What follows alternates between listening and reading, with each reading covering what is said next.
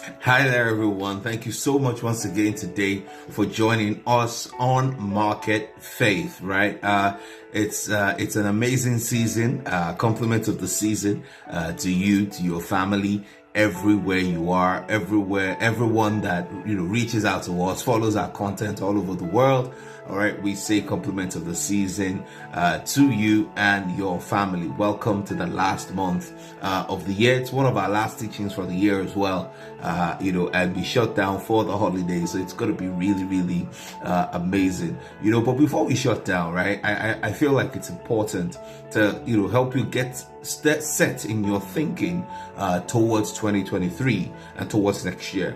And today I really want to just talk to you about some of the areas where you need to be thinking about as you think about your business going into 2023. Absolutely important, absolutely critical, and I hope to share some of these thoughts with you. So if you're going to make the following year a different year, right, you must be willing to do things differently, think about things differently, and consider really just executing differently in terms of some of the things that you're doing, right? So before you start saying that I want to achieve all these lofty dreams, one of the questions you need to ask yourself is, what am I willing to invest and what am I willing to do differently to make those dreams come to pass and come alive? Very important. So I think that one of the biggest questions in the minds of many people when it comes to business and coming into the new season, right, is how do I make more, right? I mean, of course, people have several other goals, so I'm not saying that's the only thing, but I think that's one of the biggest things, really, especially for many small businesses. They really just want to get out of the cycle of struggling to make more money and things like that. Okay, so today I just want to share with you and give you a guide, right? No one can really do this for you. No one can know about your business more than you. It's an exercise that you must sit down and get done for yourself, by yourself, for your business. Okay, so it's important you think about setting goals and planning for a new season. Absolutely critical. It's not negotiable. All right. If you're not in the habit of setting goals, you really need to do that, right? And I'll share with you why, right? Because many times we think, what's the point setting goals if I'm not going to meet them? I think you're missing the point, right? The point behind setting goals is not necessarily so that you can test yourself or make yourself feel inadequate or adequate, as the case may be, right? Goal setting does several things for you, right? One of the things that goal setting does, which is why we set goals, right, is that it aligns your focus. Okay, it brings you, it creates that sort of melting point where it cuts out distractions and helps you focus on what you need to do, right? Because think about it this way: if somebody is trying to run 100 meters and the person is spending all of his life training for 100 meters, how much more effective will he be if he was focused on doing that versus saying that, I'm not really sure whether I want to do a marathon or I want to do 100 meters or I want to do 400 meters, right? So what I want to do is I want to try out all the races, right? And whichever race that, I find myself in, that's the one I'm going to do. That's not really the most effective way to do things, right? The most effective way is to figure out what exactly it is that you think you have the capacity to do, and then stretch yourself to ensure that you do that, because in most cases we can do much more than we actually think, than we actually imagine. So one of the things goal setting does, right, is forget about even whether you achieve it or not. It's about a galvanizing point, a melting point for you and your business, right? The other thing that goals does is that it reveals the effort required, right? When you set a goal, for example, to be the world champion in boxing, for example, right? It tells you the amount of effort you need to put in, right?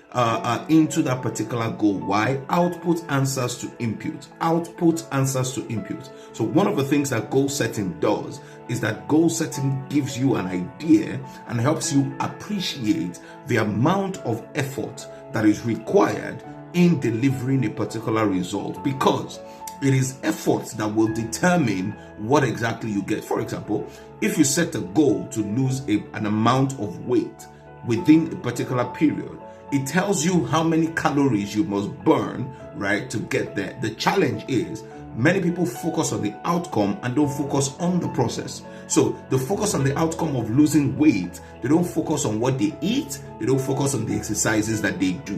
What goal setting does is that once it tells you what you want to achieve, it then tells you how to backtrack so that you can start working towards the achievement of that particular goal. So setting goals is absolutely critical. Small goals will take small efforts, right? Small goals will take small efforts. Big goals will take big efforts. So setting goals will help you determine the relationships that you need, the resources that you need. It tells you all those types of things. So for example, if your business has been doing 100 million and you want to move to 200, it tells you the amount of efforts that you need to do, that you need to put in, right? In some cases, you may need to double your efforts. In some cases, you may need to triple your efforts to get to that level. And the reality, right, is that the smaller the business is, the more the effort in terms of you personally. But as you grow older, as the business grows older, you can hire more people and, have exponential results as far as that is concerned. So how do you then set goals, right? How do I recommend that you set goals? Because there are so many goal setting platforms and techniques and all those types of things out there, right? But this is what I would recommend. The reason why is because when you get into too many things, it can get very confusing. So I always encourage people to keep it as simple as possible. Okay, so the first thing is this, right? What is your primary focus for the following season? What is your primary focus for the new year, right? So for example, if you're talking about how much you want to make as a business, how much do you want to make, right? How much has your business made so far, right? How much realistically? So let me ask you a question. If everything was in place within your business, everything, or you had all the people, you had all the resources, you had everything that you wanted, right? How much can you realistically make, right? So for example, if you run a training business, all right, and you were very busy in the season, right? You were extremely busy. You had enough resources, clients were paying, and all those types of things. How much can that business make in a year with the current resources that you have? So with you, with your other staff, with your consultant, with your research team, whatever it is, how much realistically can your business make? And then is that enough? Is that enough for you? Is that enough for your business? Right? Okay. And the goal perhaps should be that, look, if this is our potential, right, before we even start exceeding it, how can we meet our potential? Okay, that can be a way to figure out, okay, what should I be doing in the following year? What should I be doing in next year, as the case may be? So are you making it now? Why or why not? So these are just a few questions, right? Now, some of you may need to go back and watch this video again. And the reason why is that as I'm asking these questions, you want to take some time to write it down. So you need to watch it again so you can pause, write down the questions and all those types of things, so that you can get involved in this exercise and do this for yourself, right? It is super important. Please don't take this for granted, okay? So four key areas where you can set that you need to start thinking about in terms of setting goals for your business. And then I'll give you one more that is critical for ensuring that those other four things work. So I'll give you four quick areas, right, that you can ensure that goals are being set within your business. And then one thing that you probably need to do to ensure that works out well for you. All right. And I want to run through that very quickly. The first one for your business is financial goals, right? Obviously, right? Financial talks about how much do I want in the year? How much do I want in the year? How much do I want to make? What's my top line? What's my revenue, right? And then in setting that, once you understand that, now there are two ways. You can do top down, you can do bottom up, right? How much do we need to spend? So how much do we need to make if this is how much we need to spend and if this is the profit that we want, right? But for most people, how much do I want to make in terms of revenue? Okay. this revenue, to make this revenue, how much will it cost me to make this revenue, right? Those are your expenses, right? Now here's one thing people don't think about: how much do I want to save in the year 2023? Okay, because if you want to make 100 million, right, and then you know that making 100 million will cost you 50 million to make 100 million, right? The question then is, how much do I want to save in the year, and how much do I want to invest in the year 2023? So don't just set revenue goals, set goals for expenses. That's some sort of a budget, right? In terms of how much are we going to spend as a business, okay? And then how much do we want to save as a business? Okay, because saving is important. Too many people don't think about that. Too many people don't think about how much the business should be investing, right, in its growth and its future. Okay, so one area is financial. The second area is people goals, right? People goals, right? What do my people need now? If you have staff, what do they need today? If you don't have staff, right, what do I need? Or even if you have staff, what do your staff need, and what do you need? Okay, so in other words, do you need new hires in your business? Are you going to be promoting people, right? Because if your staff need morale boosting, okay, promotion is a way to do that, because once they see that this can happen for somebody, then they know that that is something that happens within the organization. The challenge with many small businesses, and it's not really their fault, is that the way they are structured is such that they cannot really promote people like that. And so what happens is people sit there and they see that there's really no career path here, and so they don't stay for that long. Okay, so you need to ask yourself, are there new hires that you're bringing on board next year? Okay, in what areas, in what departments? Do you need a finance person? Do you need a marketing team, etc? What training do my people need? Okay, so for example, if you feel like your people need to work together a lot better, right, how do you plan to achieve that in the year 2023? So you've just set financial goals, but you need to also set people goals, right? Because money in business, money times people equals growth many times. Okay, so people goals: who do I need? What do I need? Do I need new hires? Do I need to promote people? Do I need to train people? And then do I need to improve people's, different areas or different components, right? The third area is business development goals, right? Especially if you have big revenue goals, right? Right? Because business development is a big determinant of revenue, and you need to understand that, right? Business development, in other words, do you need marketers? Okay, how much you want to spend on social media ads, right?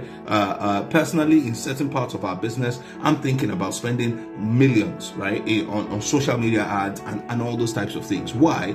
Because, right, of the kind of goals that we are setting and the type of things that we're achieving. Many people say, oh, I want 100 million in turnover, but you don't even want to spend as much as 5 million or 7 million on ads, on marketing, on certain initiatives. It doesn't have to be ads, just marketing generally. Okay, you must understand, right, to get that kind of amount of money, most times you need to spend significant amount of money in marketing, right, and business development. So not just marketing. Marketing is one aspect of the entire business development scope.